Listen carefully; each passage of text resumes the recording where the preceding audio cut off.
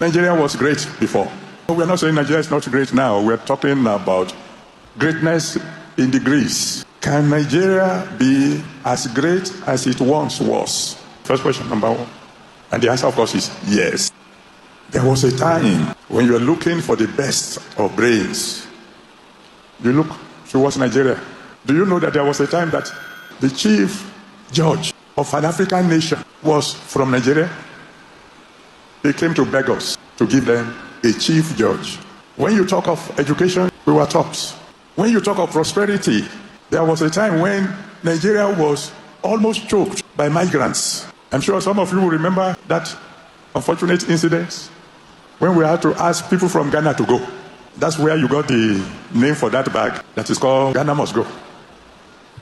Oh, yes. There was a time migrants were coming from India to Nigeria because 1 naira was equal to 50 rupees. So how do you know? Oh, because I'm a member of the Indian Mathematical Society. And we had to pay to be a member. And I knew how much it cost. There was a time Nigeria was so rich that the saying at that time was, our problem is not money. Our problem is how to spend it. Can you believe that? There was a time the naira was so strong that when we wanted to travel abroad, the maximum you are allowed to take out was 500 naira. And you convert that 500 naira, it became $800. I'm telling you the truth. We've seen it. We were part of it. Can it happen? Oh, sure. With God, nothing shall be impossible. The question is, question number 2, will God be willing to help us bring it to pass? Oh, yes. Why? Because it doesn't change. Has he done it before? Oh, yes. During the reign of President Gawan, that's when we were saying, our problem is not money. Our problem is how to spend it. God prospered us so much. We told, was it Ford Foundation at the University of Ibadan, that they can go now. We don't need their help anymore. It happened in my lifetime. The government gave what they call Udoji Award. They paid so much money that many of us who never thought we could buy a television set had excess money. You go to the market in Nigeria in those days, you couldn't even find a television set to buy. We've bought it all. Farmer in my village began to buy generator sets. There was so much money. Then somewhere along the line, and I don't want to talk too much about what happened since my son has already dealt with that in the morning. Somewhere along the line, we began to borrow. And we became so deep in debt that it looks as if there's no hope. And then suddenly, during the tenure of Obasanjo, miraculously, God paid off all our debts. And even if we were not as rich as we were initially, at least we were not owing. Can God do that again? Because now we are so deep in debt. This man is one of the biggest problems of Nigeria.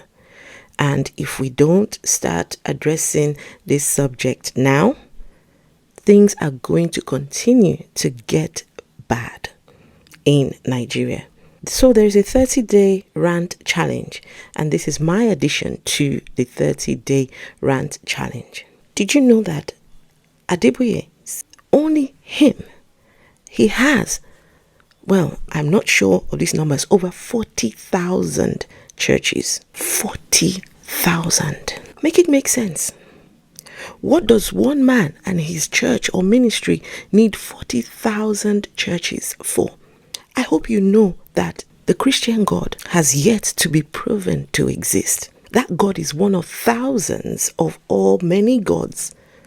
So there is no conclusive evidence that that God exists.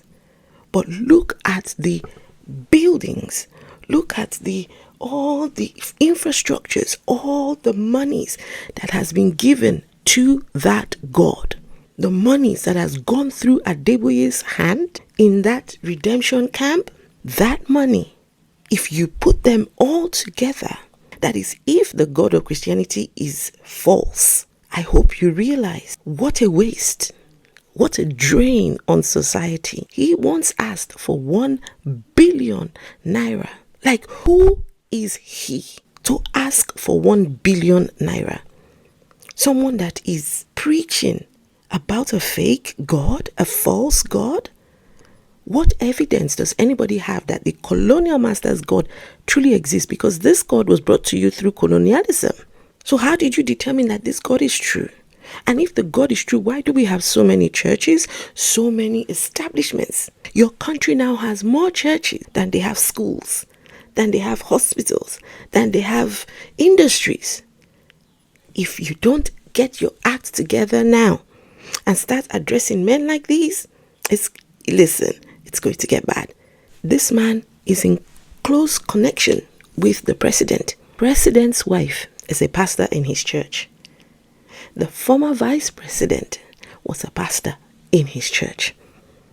I hear that very big officials in Nigeria are pastors in this man's church. So before any of you comes along here to tell me that, oh, talk to the government, Adeboye is rubbing shoulders with the government. Adeboye and the government are one and the same. Go and type on Google pictures of Adeboye and the current president and see how many pictures you would find. Guys, it is time to wake up. The reason why your country, Nigeria, is going down the drains is because Nigeria is too religious. You are too religious. Nigeria is the second most prayerful country in the world, yet Nigeria also has the most people living in poverty. That math is not mathing. Something is not right. Men like Adeboye have destroyed Nigeria. It's that simple. And this is my 30-day rant. If you want to talk about what has gone wrong in Nigeria, start with the religious leaders, the people that sold you a non-existent God for money. You all paid Adeboye for a God that does not exist. There is no evidence for the Bible God, none whatsoever. If anyone can prove the existence of that God, please come along to one of my live streams. Let's do this. But all your pastors have sold you a non-existent product for money. And the sooner you have that conversation now, the better.